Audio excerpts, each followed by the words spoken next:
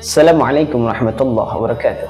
Wahai sobat YouTubiahku yang dirahmati oleh Allah Subhanahu wa taala, tidak ada ungkapan yang bisa menghabiskan cinta kita kepada Nabi Muhammad SAW. Beliau adalah seorang nabi, seorang rasul. Ketika wafat, yang diingat adalah ummati, ummati, ummati, umatku. Tidak memikirkan bagaimana nasib selanjutnya setelah beliau itu tidak ada di muka bumi ini. Itu yang beliau selalu pikirkan, bagaimana umat. Tidak berpikir nanti ketika tidak ada, bagaimana harta-harta aset-asetnya. Tidak berpikir seperti itu. Tidak berpikir bagaimana nanti rumahnya, asetnya dikemanakan. Tidak berpikir seperti itu. Yang dipikirkan adalah umatnya.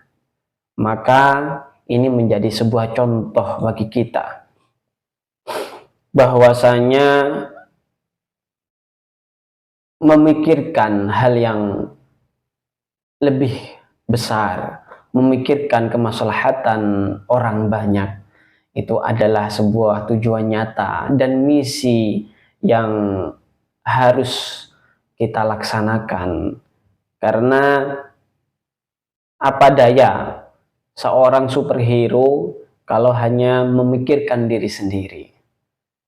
Superman itu kalau ada di dunia, ketika orang dirampok, dia menyelamatkan orang tersebut.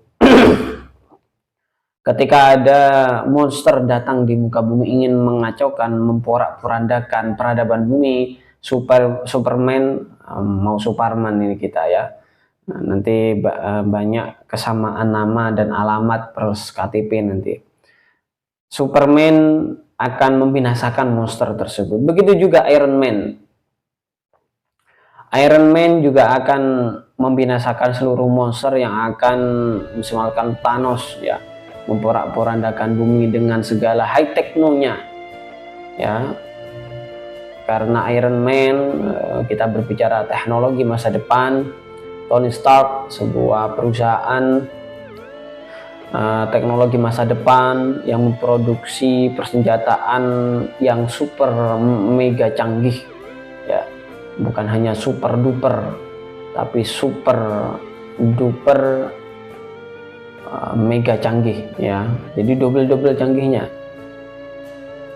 Kalau ada monster pasti dia akan mengusirnya, sehingga badan Tony Stark pun ketika melawan musuhnya Thanos hancur lebur, tapi tidak dipikirkan oleh dia.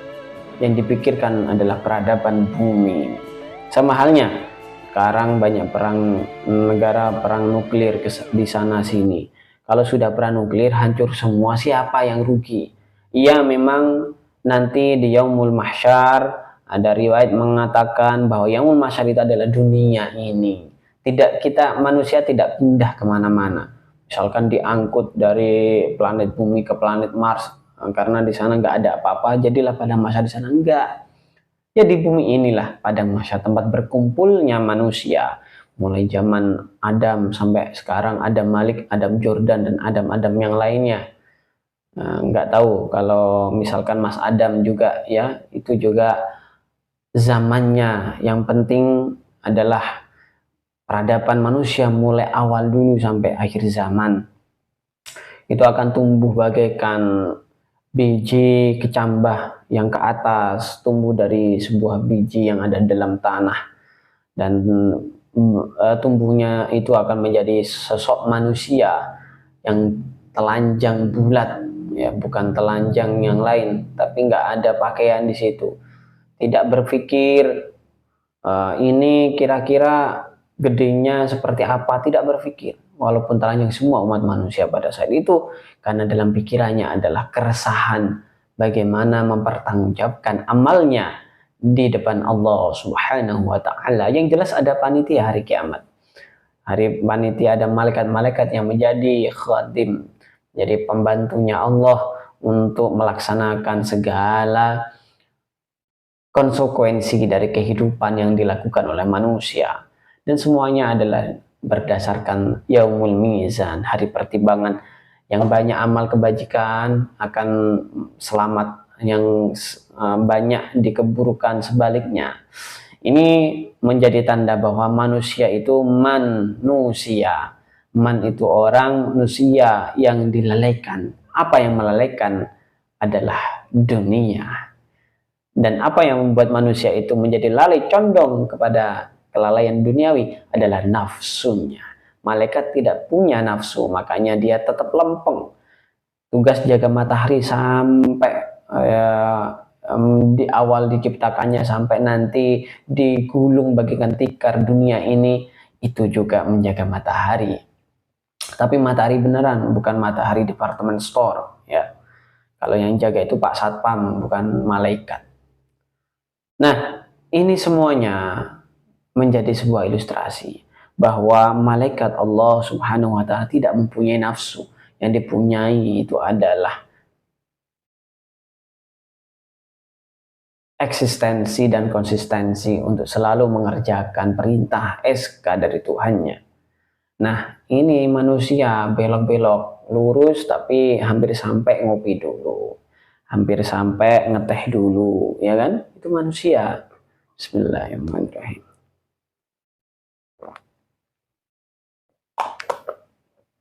Seperti kita ngobrol di channel YouTube ini, kadang ya haus, kita minum dulu. Itu namanya manusia. Tujuannya ingin cuap-cuap, ya, akan tetapi haus, ya, kita minum kopi dulu barusan. Alhamdulillah. Jangan lupa tetap, ya, karena agama itu adalah keseharian, normalitas. Jadi jangan berpikir kalau kita beragama mikirnya yang aneh-aneh, nanti dicek sama psikiater atau dokter ahli jiwa, kejiwaan, bahwa kita nggak normal otaknya. Maka yang harus kita tekankan pada diri kita bahwa setiap perkara yang ada dalam agama itu pasti bisa dilogikakan. Ada juga, Pak, kan ada alam gaib, itu bisa dilogikakan kan enggak? Ya, kita nggak usah terlalu melogikakan yang tidak bisa dilogikakan. Tidak bisa dilogikakannya itu adalah ruang di mana kita bisa melogikakan, karena kulli ruh min amri rabbi. Jadi di sini ada kata ruh, itu berarti mewakili hal yang tidak bisa dilogikakan, dan logikanya adalah itu urusan Allah Subhanahu wa Ta'ala. Kita ngurus yang bisa diurus saja. Khalifah fil ard, yaitu di alam dunia. Kita ngurus yang ada di alam dunia aja, nggak di alam dunia lain. Sehingga tugas kita sebagai khalifah itu memang benar-benar nyata apa adanya.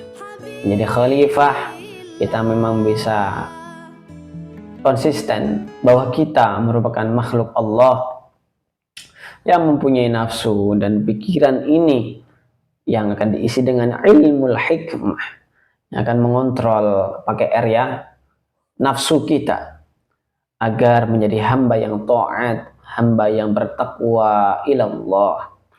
Karena kalau kita itu, apa itu takwa? Imtithalu awamirih wajtinabu nawahi, menjalankan segala apa yang diperintahkan oleh Allah Subhanahu wa Ta'ala dan menjauhi apa yang dilarang. Tidak sekedar kita meninggalkan tapi menjauhi. Kalau menjauhi itu sebelum kita melakukan. Jadi jangan sampai kita nyemplung, kita jauhi. Nah, seperti zina itu wala taqrabu zina, jauhi zina. Jadi apa-apa jangan dekat ke zina. Nah, ini adalah sebuah mitigasi dari aspek agama, di mana Allah memberikan sebuah ruang mitigasi resiko kita untuk tidak sampai terjerumus. Kalau sampai terjerumus, tobatnya itu sulit karena harus direhabilitasi. Orang kalau sudah nyandu narkoba, pertamanya coba-coba, kalau sudah coba lagi dan lagi. Itu tidak ditekankan oleh agama Islam. Sehingga refleksi dari Maulid Nabi Muhammad SAW, sejatinya kita melihat dari dua sisi. Yang pertama adalah kita mencontoh baginda Rasulullah Muhammad SAW. Yang kedua adalah normalitas dalam beragama. Agama itu yang normal-normal saja, jangan sampai abnormal. atau sampai down normal. Karena pada dasarnya kalau kita beragama, kita harus siap menjadi orang seutuhnya. Assalamualaikum warahmatullahi wabarakatuh. Subscribe to my channel.